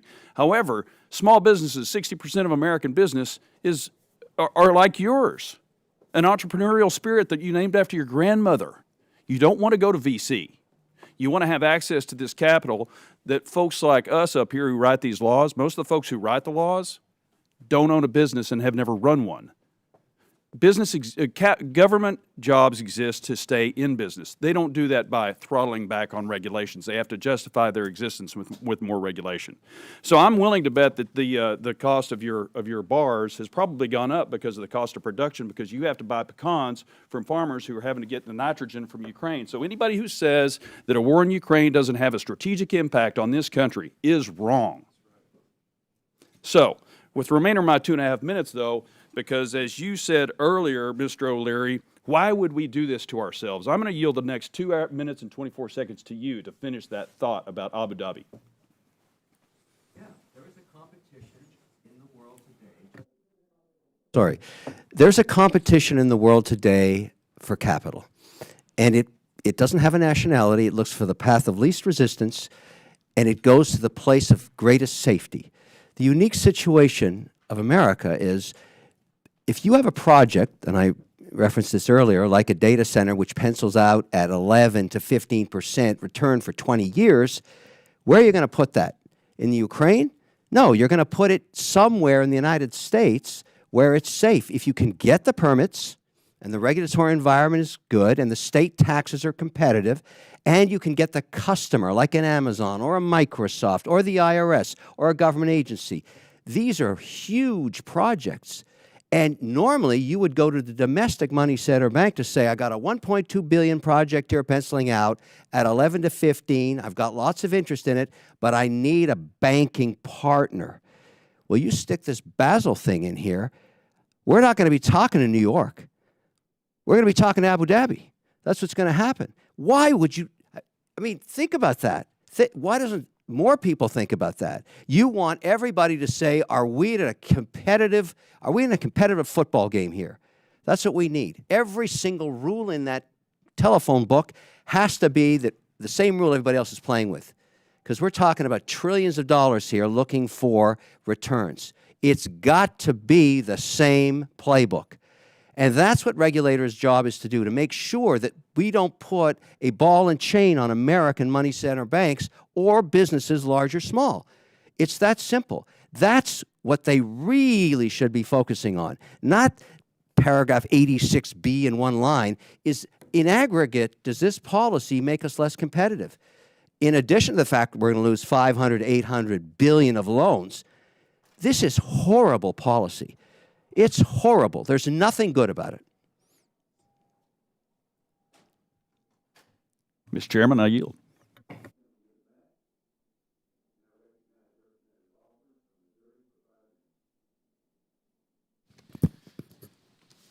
Thank you, Chairman Williams and Ranking Member Velasquez, for holding this. This is a very important hearing that we're having today, as is each one of these hearings we have before Small Business Committee, because it's really dealing with the fabric of America. I'm so glad you're here. Thank you for coming here today.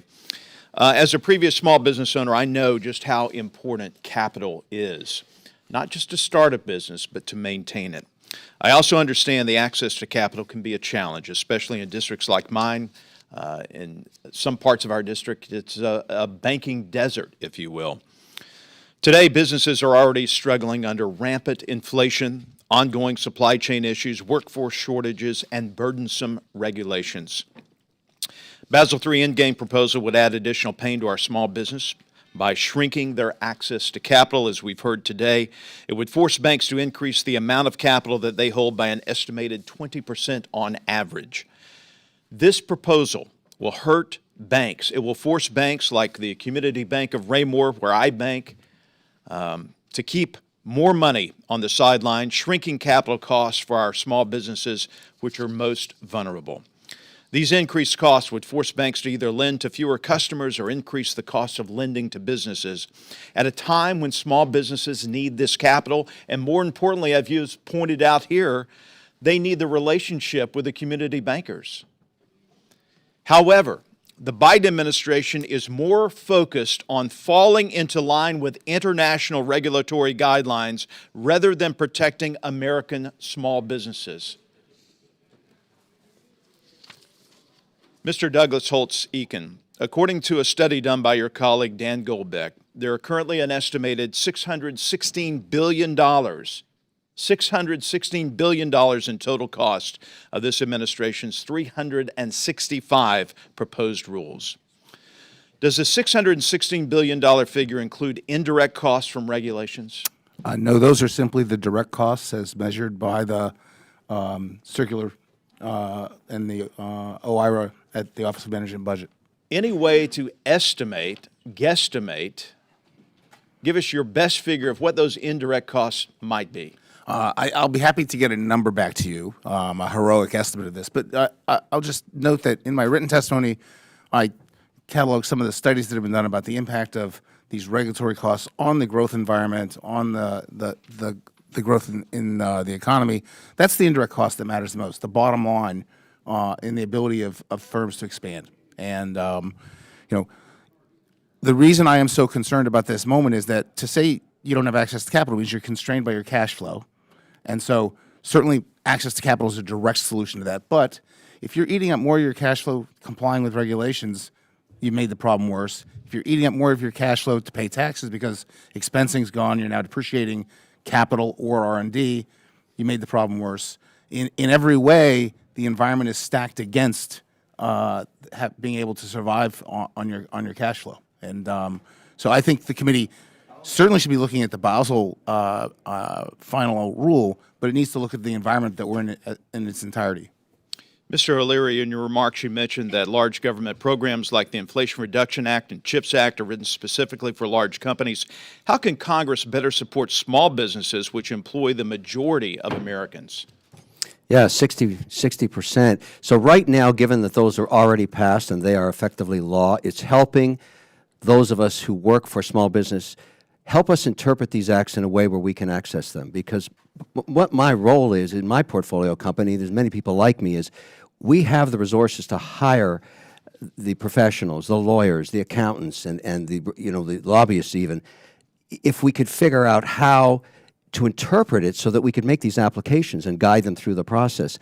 I'm working hard at that now. I'm spending more time in Washington than I ever have, trying to figure out CHIPS and science, specifically in IRA, because I have myself a database of 80,000 small businesses. They rely on me to come here and find out what's going on. Then I tell them. And we're very fortunate to do this. And then for those that can apply, we'll manage that process for them. We hire the accountants and the lawyers. We do all that. And that's become a huge business. And for all of the criticism of PPP, and it was a blunt instrument, but it saved so many companies. So even if only 70% of it was used wisely, it really worked. The same for the ERC program, which is going to end probably next week. But that was used widely, and I understand the criticism and everything, but it did save businesses. So now that those are gone, give me something else to work with is what I'm asking. Thank you, sir. We're out of time. Yeah. I yield back, Mr. Chair. Gentleman yields. I now recognize Representative Glusenkamp Perez from Washington for 5 minutes. Thank you, Chairman. And thanks to our witnesses for being here today.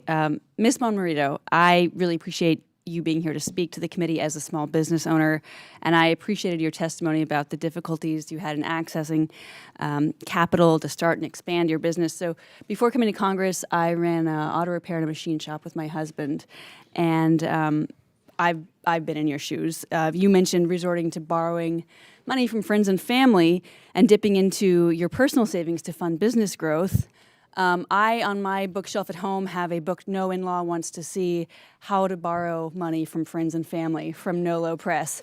And so I feel that distinctly. But I will say, when you're able to pay back your family with an appropriate market level interest rate, you are building generational wealth for you and your community and not shipping it off elsewhere. So I think there's advantages to your position. Here in Small Business Committee, we have oversight of the Small Business Administration. I think it's important for us to dig into how SBA loan programs, which are meant for people like you and I, function or more frequently don't function. And my husband and I actually bought the building our shop operates out of with a 504 loan. And I have an undergraduate degree in economics. It took me a year to navigate and fill out that paperwork. One of the sellers, had a heart attack during the environmental review. The whole thing almost collapsed. It's burdensome. And then you think about, I don't know in your case, but if I were doing the business on my own, right? You're running HR. You're doing all these things that really limit your capacity to navigate a bureaucracy. And I understand this has been a popular line of questioning, but I'm wondering if you could talk about what a more nimble program would look like. What do you see as things we should pull out or not? Thank you for this question, Congresswoman.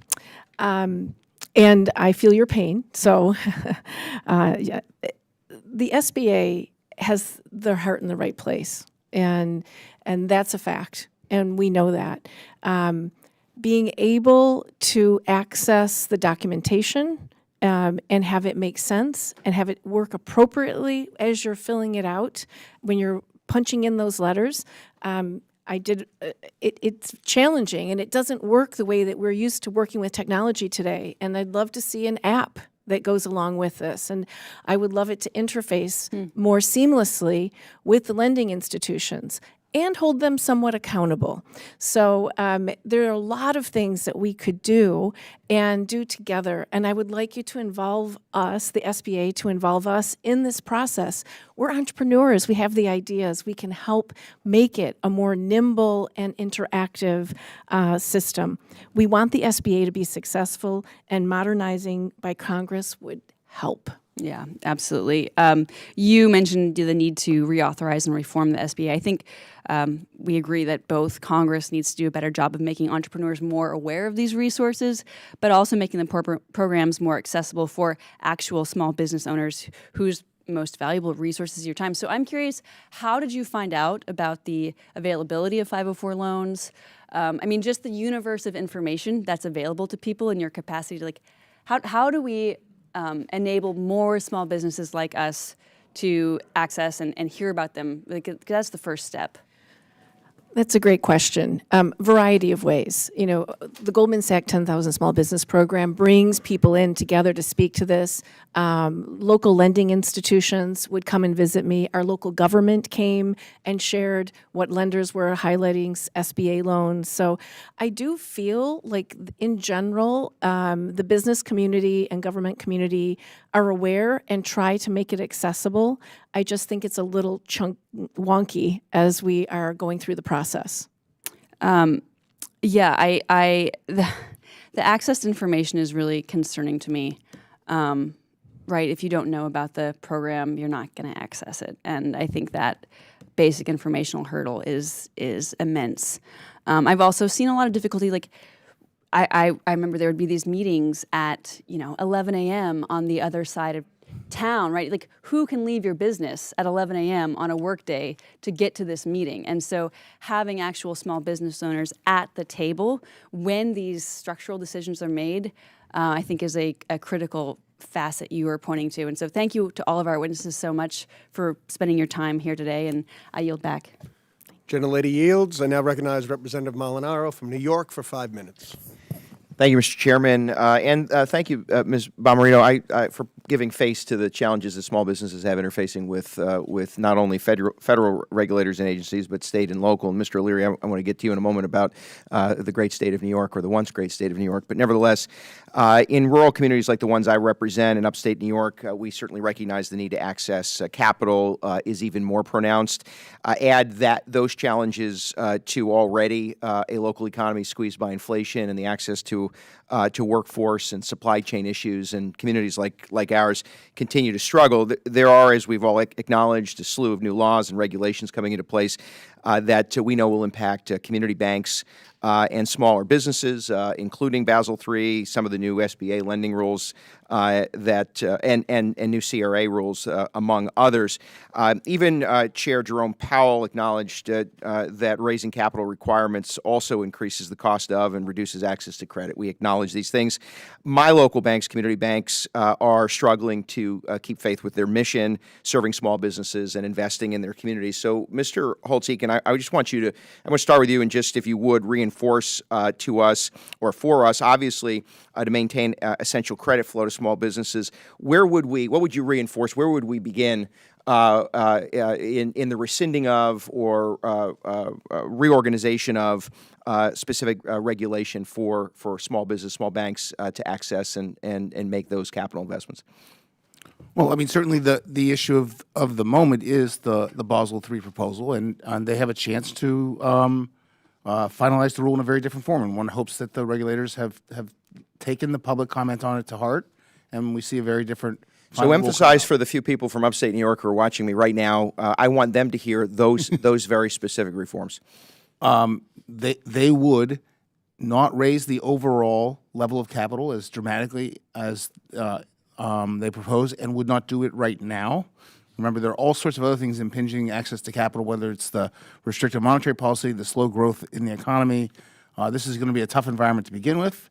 Has already been, because we've seen the end of the easy money on the credit side, and so financial conditions have tightened considerably. This would add to that. So defer it, make it more sensible for the bank, directly for the banks involved, where you add new charges that are legitimate and documented, reduce others that are unnecessary. I think they can do that, and don't extend it to the regional banks. I don't understand that. There's no need to, and your folks would be much more dramatically impacted by that. So that's the most important thing. Then more generally, look at the regulatory environment and recognize that that is something that disproportionately impacts small businesses, and this regulatory environment is unprecedentedly expensive at a time when expenses are a big issue. I appreciate that. Mr. O'Leary, I just, want to thank you not only for participating today, but emphasizing in New York State the challenges that we have. We lead the nation in out-migration, more people leaving the state of New York than any other state in the nation. We shoulder the highest burden of taxation of any people in the country, and because of it, we see the hollowing out of our communities. We could spend certainly more than 2 minutes on that, and I thank you for highlighting those challenges. Your testimony today touches on the collapse of Silicon Valley and Signature banks, and the tougher conditions that regional banks faced with rapidly rising interest rates. Of course, we recognize the Fed messaging decrease in interest rates over the next year. What do you believe is necessary for the long-term stability of our banking and venture capital sectors? And quite simply, what behaviors from before need to be corrected moving forward? Those three case studies you pointed out to, in my personal opinion, are examples of idiot management. So they are unique in that respect, and they deserve to be dead. That's how our system works. We get rid of bad managers. But right now, because of them, it's tripped off a whole scrutiny at the regional bank level of the regulatory environment, which is cascaded all the way up to Basel III. So we're going to make these regional banks very hard to operate profitably. if this continues. That would be the first thing I'd want to fix, is try to say, look, let's make sure for the next 36 months that these banks are not in a situation of uncertainty, because that's what they are right now. The reason you do not loan to this wonderful bakery is they don't have the certainty to know what the rules are going to be. So that's got to get cleared up. These are within our control, and so we should implement that immediately. I think Basel III is incredibly bad policy, and that should be the best thing to do with bad policy is keep looking at it till everybody agrees it's bad policy. I'd keep looking at it. It's horrible. I appreciate your subtle and reserved nature, and with that, Mr. O'Leary, Mr. Chairman, yield back. Gentleman yields. I now recognize Representative Sculton from Michigan for 5 minutes. Thank you, Mr. Chair. Thank you so much to all of our witnesses for taking the time to be here today. This is an incredibly important hearing. Small businesses throughout the country navigated an economically unpredictable pandemic, and with stabilizing economic factors, those still operating face a cautiously optimistic future. My state of Michigan is home to nearly 1 million small businesses who employ nearly half the state. Over 80% of our businesses in Michigan are considered small, even larger share in my district, Michigan's 3rd congressional district. It is not an overstatement to say they truly are the lifeblood of our economy. Many of these businesses are owned by women, minorities, members of the LGBTQ community, veterans who face steep hurdles in accessing capital. Access to capital is the number one obstacle that we continue to hear about. My first question is for Mr. Sands. What data do regulators use to avoid discriminatory policies, and are the tools missing that prevent financial regulations from fully accounting for the range of livelihoods that are impacted by the rulemaking? Yeah, the answer today is, excuse me, that you don't have the tools. But if you look back at PPP, when you did have the tools, Congress appropriately in a bipartisan way reacted and made it so that more small businesses could get access to capital.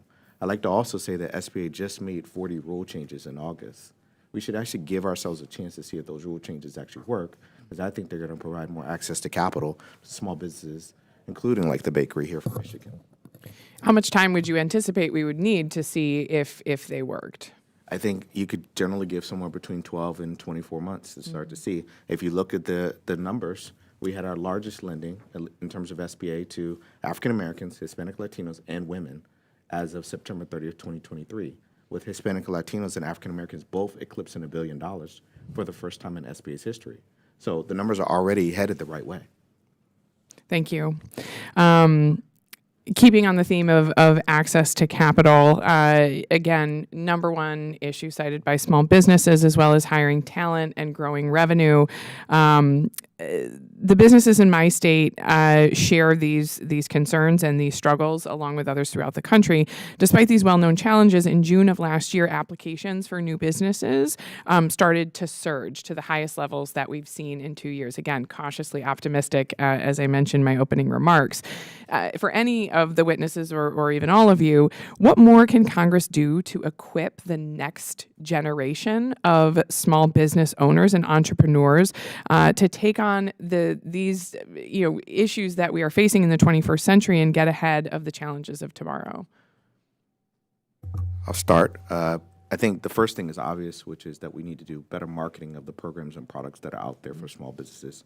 It's quite alarming to hear that some of the small businesses are not finding the programs, or they have to go across town or anything like that in order to get information. We live in a digital age where Chipotle texts you if you need a burrito. So we should be able to actually get information out about programs pretty readily and pretty conveniently. Couldn't agree more. Mm-hmm. I worry most about the environment in which they're going to have to operate, and would encourage Congress to put the fiscal house in order. The future is one in which the federal government will increasingly consume the capital available in the economy with the deficits it will run.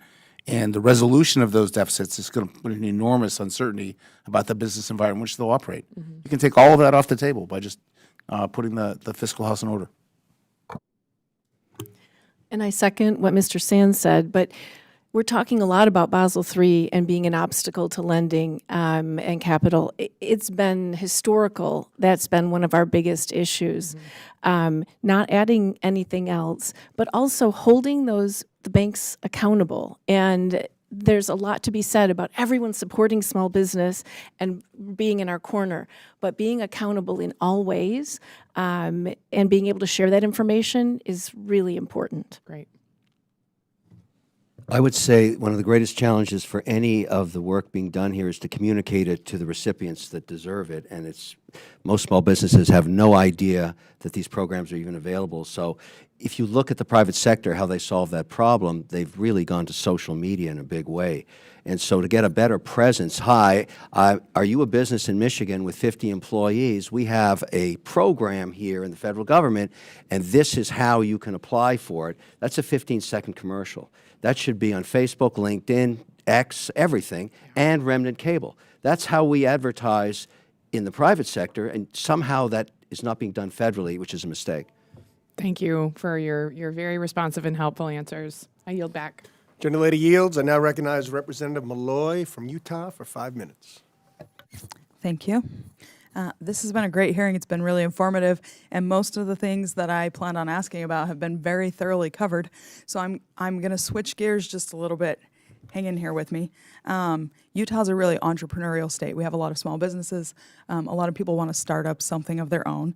And we also have a lot of rural and mid-sized markets that struggle to get access to capital and also to the kind of resources we've just been talking about.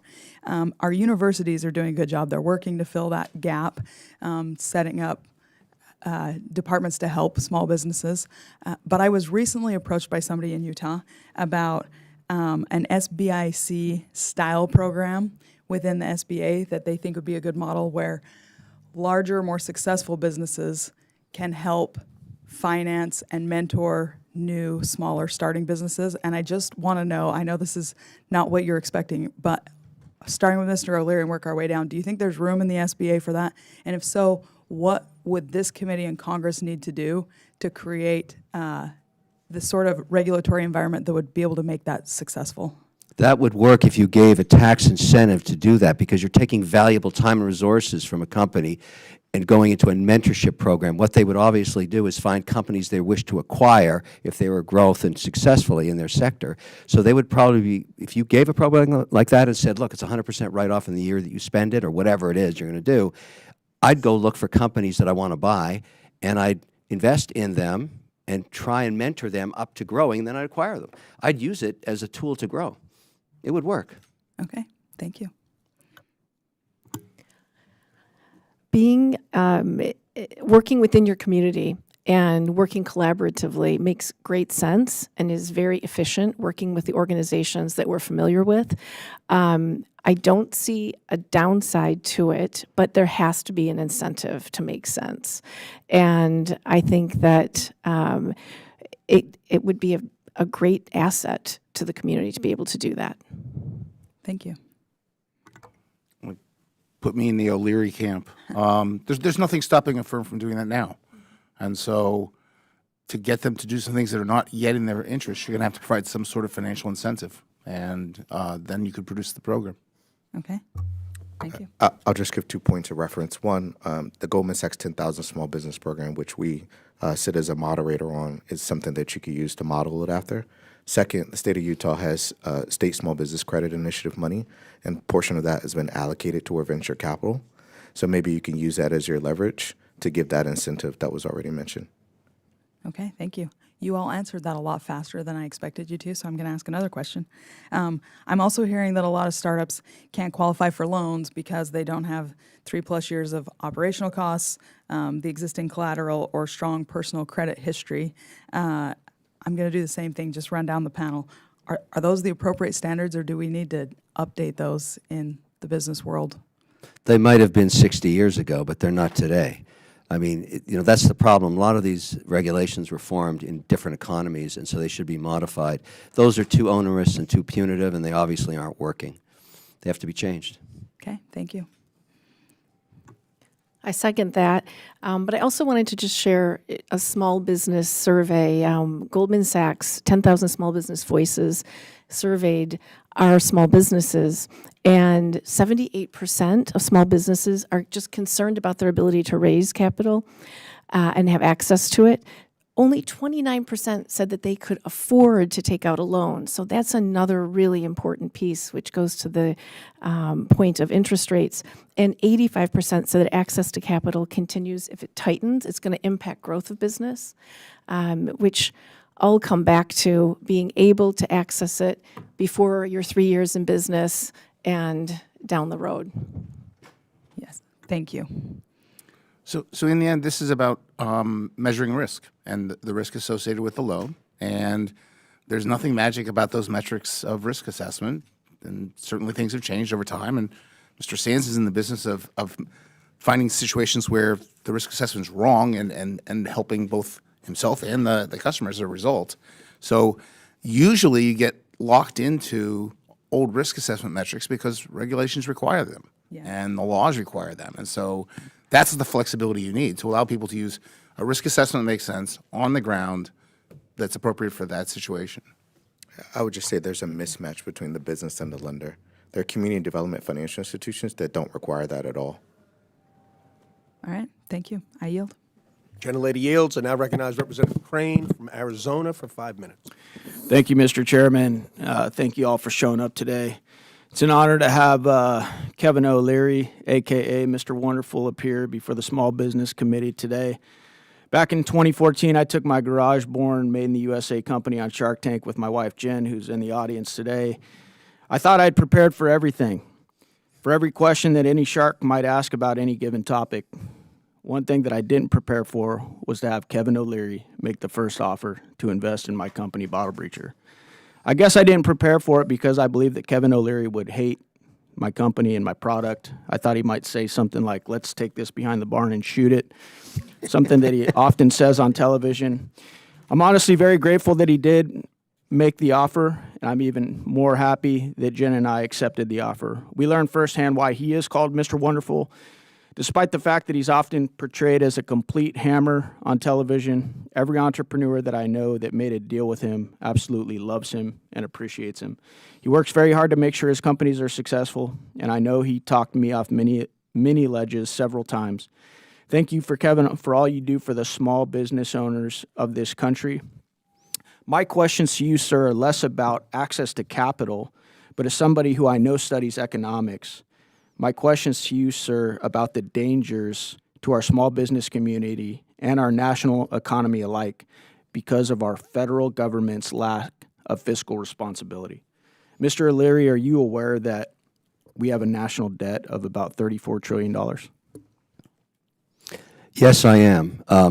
This issue seems to get kicked down the road, one administration after the other, regardless of party. Yes, sir. And it will come home to roost one day. I don't know what that day is, but as a percentage of GDP, which I think is the right way to look at this, it's getting perilously high to almost post-Second World War. So this is going to be a concern. And to the extent that you bring this narrative up, I can see you're one of the people here on the Hill that cares about this. Yeah. There's not enough of you. That's the problem. No, there's not, sir. And I do want to acknowledge this is a Democrat and Republican issue. I'm in the meetings on our side all the time, and there is very little appetite to quit spending money we don't have. And I just want to ask you, sir, when this house of cards collapses, because it is going to collapse, this is not sustainable. You know it, I know it, and anybody that studied history knows that no country in the history of the world can continue to run up deficits and debt like we are. What do you think happens to small businesses when this finally collapses? It won't be just small businesses. That economic scenario would lead, when the cost of capital gets to the point where more than half of the government's budget is servicing interest, which is the disaster scenario you're talking about, it wipes out every business in America. It doesn't matter what size it is, because there's no more working capital. Basically, you start taxing people. I mean, there's examples. There's Britain when it decolonized the world. Their tax rates were 80%. They were just trying to fund everything through the government, and it really didn't work. The French tried that too. That would be a horrible outcome for America, which is the bastion of capitalism on earth. I'm glad we're talking about it, but your job is to get half this place talking about it. Yeah, absolutely. And it doesn't matter what party they're in. No, you're absolutely right. Mr. Douglas Holtz-Eakin, do you have anything to say on this, sir? I've been talking about this for 20 years. I was the CBO director beginning in 2003, and there's been nothing done to change the trajectory, which is fundamentally unsustainable and represents simply a self-inflicted wound. And the day at which it matters is today. It's already harming the economic environment in the United States. Every time you take a dollar from the private sector and put it into the best government investment, you lose rate of return. So every one of those transfers lowers the standard of living. And we're doing that right now. It's just a little bit each year and we don't notice. But if you add it up, we're going to have less growth in the standard of living, more stagnation, more discontent. Sir, why do you think nobody up here seems to care? It's someone else's problem, right? I've got to get to the next election. That's, 9 months away. I'm not going to talk about these hard issues. I'm going to let the next guy deal with it. And the result has been a bipartisan failure for 20 years to stop the increase in the debt relative to GDP. We've never seen it before where it did not stabilize at some point. It has just gone up. It's an unprecedented error, and it's a dangerous one. Thank you, sir. I yield back, Mr. Chairman. Gentleman yields back. I now recognize Representative Van Dyne from Texas for 5 minutes. Thank you very much, Mr. Chairman.